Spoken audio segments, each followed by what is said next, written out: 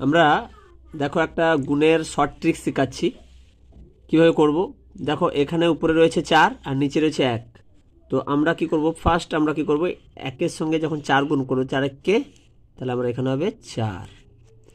দেন আমরা কি করব, একের সঙ্গে 1 গুণ করব, তাহলে 1 একে 1।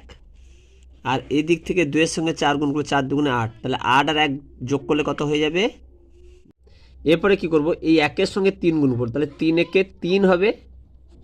আর একের সঙ্গে 4 গুণ করব, তাহলে 1 4 4 হলো, তাহলে 4 আর 3 7 হলো।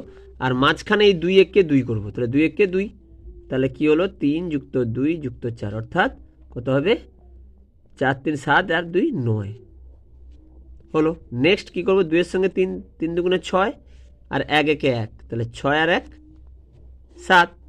লাস্টে কি করব, একের সঙ্গে 3 গুণ করলে কত হবে 3 একে 3, তাহলে অ্যান্সার হলো 37994।